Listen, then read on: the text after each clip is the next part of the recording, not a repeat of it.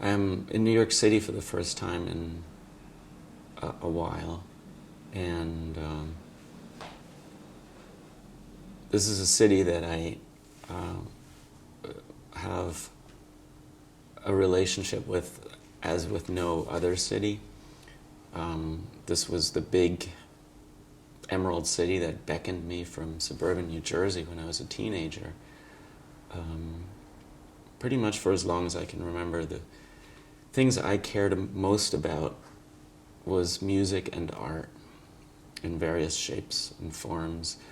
And living in suburban New Jersey, being able to see the World Trade Center on a clear day, not too far off in the distance, I knew that I would wind up in this city somehow, by hook or by crook. It started really with wanting to see my favorite rock bands, and we weren't playing in suburban New Jersey, but it was a short train ride to Penn Station in Manhattan. And those train rides became somewhat of a ritual, involving laughter and alcohol and other substances. And we would make ritual trips into New York City, mostly starting with Madison Square Garden, because it was the first place my parents consented to let me visit alone. And that was a fairly easy sell because Madison Square Garden sits directly above Penn Station, so I told my parents that we would only be taking the escalator up a couple of flights, and Madison Square Garden would be right there, and we wouldn't actually have to interact with street life in New York City at all. So my parents relented, and then I graduated. Well, after I went to see my first rock concert at Madison Square Garden, I then, for my next venture into New York City, I needed to convince my parents that my brother and I would be perfectly fine taking a taxi from Penn Station down to 14th Street, because the band we wanted to see was playing at the Palladium, which sat on 14th Street, which is traditionally known as the edge of Greenwich Village. And so my brother and I took the taxi down to 14th Street, and we got out of the cab, and we were in a world that immediately felt much more interesting and much more edgy than the one we'd been used to. And it was my introduction to Greenwich Village. And it was like having a taste of blood. And I knew then that that's where everything I was interested in was happening. So upon graduating high school, I had had a very, very caring and inspiring and subversive art teacher in high school who had planted the idea in my head that, I might actually be able to get a scholarship to go to art school. And I thought, well, art school is perfect because all of my favorite guitar heroes went to art school and dropped out to become big rock stars. So I thought art school is the way to do it. So I wound up going to Parsons on 13th Street. And that was like winding up like the proverbial kid in the candy store, because it meant I was in Greenwich Village every day, and which means I could roam freely amongst the clubs and the bookstores and the craziness of New York City, and I was profoundly happy to do that. I knew I'd arrived. There was no other place I wanted to be at that time in my life. There's no other place I felt like could hold a candle to downtown Manhattan. And I spent the next 4 years there going to school. But really, my education was the city more than the school ever was. Not to belittle my education, but everything that I needed to learn about the human character, I learned simply from being in the city. And I enjoyed that immensely. As I found out later, is that the very thing that had sold my parents on my art education had been the very impressive placement percentage that Parsons could boast for its students. 85% or whatever of our students get jobs in New York City or get jobs in their profession when they graduate. So that was very reassuring to my parents. A thing that I realized many, many years later was that the flip side of having a very good placement rate for your graduates was that it was actually a very, very effective tool for getting young, fresh talent into the giant wheels of the machine. And in my 20s, the daily grind of Manhattan and, working in my first jobs was something I welcomed. It was, I was thrilled, absolutely thrilled to be in the city every day, working. And eventually I found myself running slightly short of patience and energy. And as I was still making music at the time, while working in the city and playing in bands, I started to become aware of the fact that my lifestyle might not be the healthiest. I was playing in bands and we were rehearsing in rehearsal spaces above a wallpaper factory, breathing incredible fumes and playing incredibly edgy music. And all that was great fun until it was not. And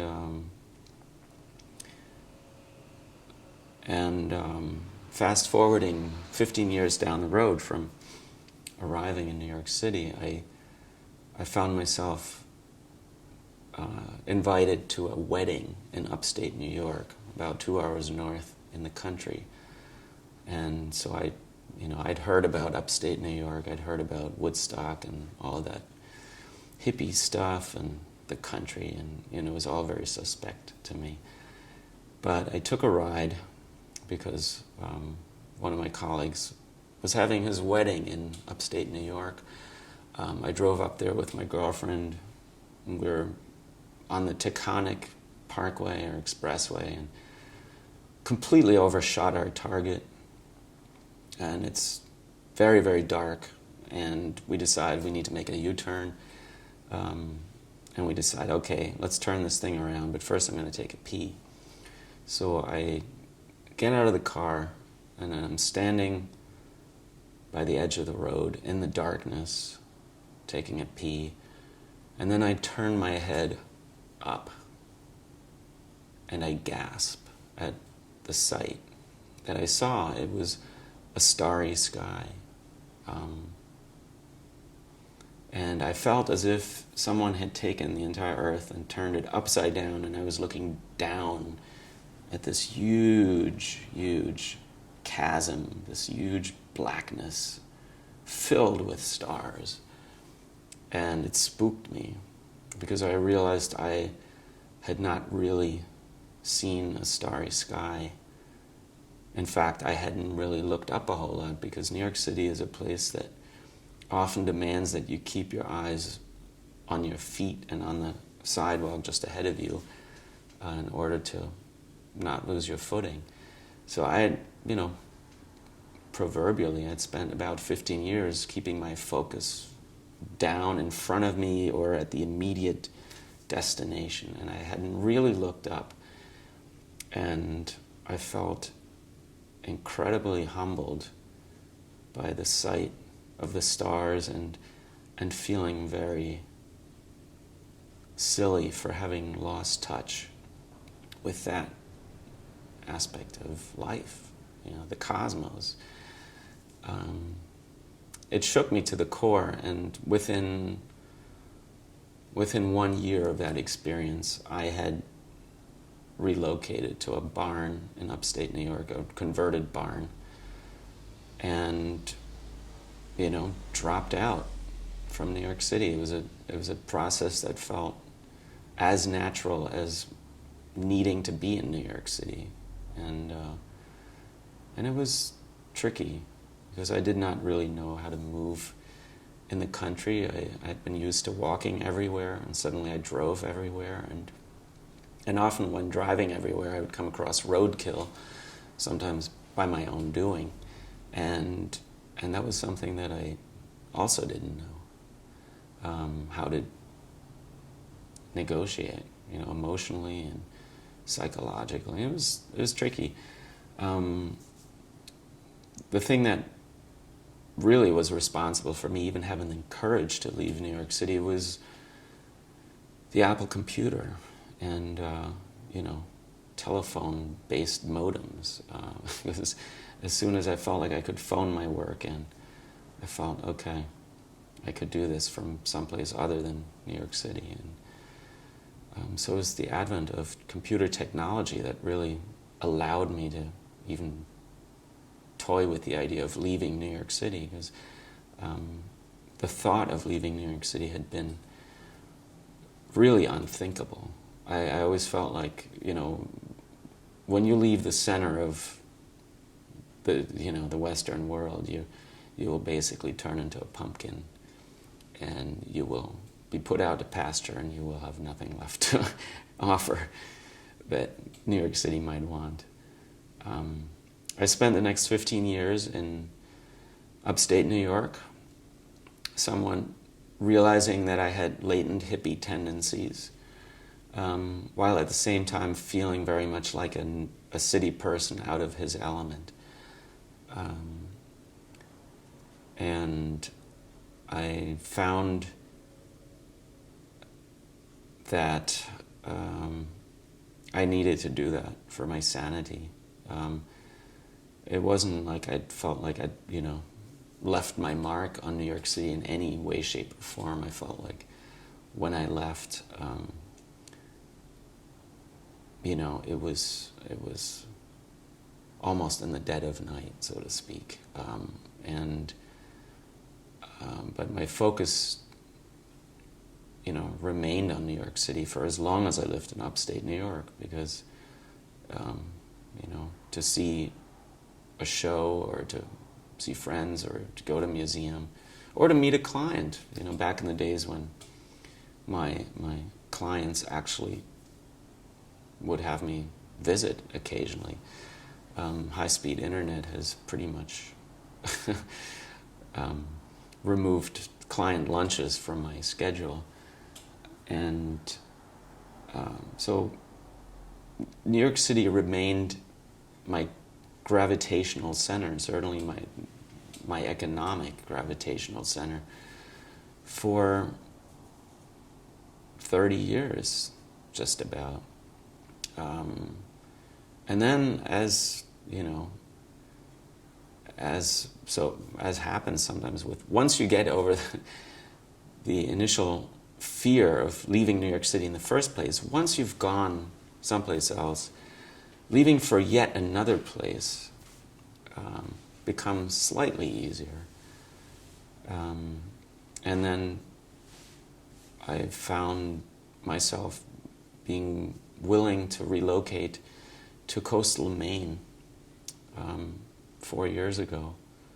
And that's where I live with my wife and our 7-year-old daughter. And yet, having spent this time in New York City, it feels like something that has become part of my identity and who I am, and it's become part of my DNA, where as soon as I set foot in New York City, all the old instincts kick in, and I feel like I'm at home. I'm in a place that I know how to negotiate, how to move in the streets. The pace of it and the rhythm feels as natural as anything. And it's very bittersweet because New York City sheds its skin. It replaces buildings with new ones. It, will take your favorite restaurant or club, whatever it is, and will readily turn it into a carpet showroom when the economics demand it. So it is a place that is willing to chew you up and spit you out with impunity. And that was something that I came to respect about the city and, to fear to some degree. The great blessing of New York City for me when I first arrived was the feeling of being an individual, but with perfect anonymity and with a lot of tolerance. Whatever floated your boat, basically, you could pursue in New York City because people didn't care, really. And that was incredibly liberating at that stage in my life. It was beautiful. It was a mad melting pot, and you could go unnoticed. And it was one of the great, great things about being in the city is the feeling of just being able to do your thing without too much judgment, But it is a double-edged sword. This feeling of anonymity can quickly turn into a feeling of isolation. And when you're alone in New York City, you're incredibly alone, even though you're surrounded by millions of people. So it can turn on you, like anything. Life in the country, married life, anything, can flip into something that's really difficult to deal with. But, that's what I used to say to my European friends, or to my parents, because my desire to be in New York City was not something that my parents felt all that great about. They liked New York City, but they knew it was, an edgy place. And when we arrived in suburban New Jersey in the mid-'70s, New York City had an edge that, was enough to drive many businesses and families out of New York into the suburbs. So I would explain to friends and parents, I'd say, New York's great because you can do whatever you want. Nobody gives a flying hoot. And then, of course, when you talk to people about what's so horrible about New York City, you'd explain, well, it's horrible because nobody gives a flying hoot. And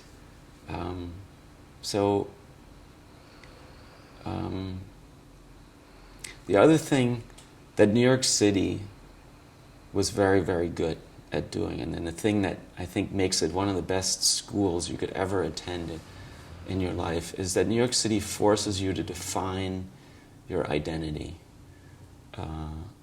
It forces you to define what you do and who you are. And it's a process that it almost happens by default because you're right up against millions of other people and you're having to claim your little square foot of space as you move through the canyons of this town. And it forces you to decide what it is you like and what you want to do.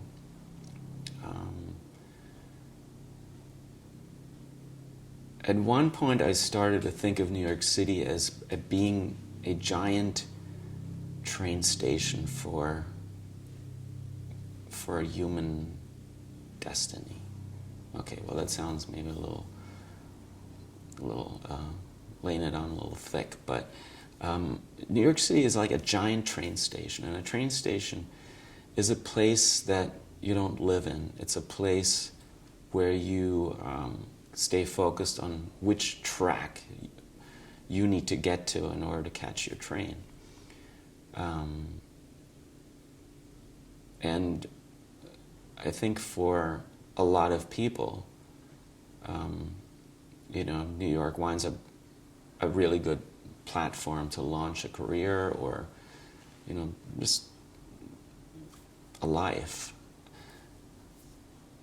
And, I didn't take that view of New York City until I had been out of it for a while. But it is a place that I find eminently livable, provided you can get out. I think New York City is the best place on earth if you have the option to get out. If you can't leave, you need a lot of fortitude, and money helps. I guess that's part of fortitude. And I've run out of this first phase of things to talk about.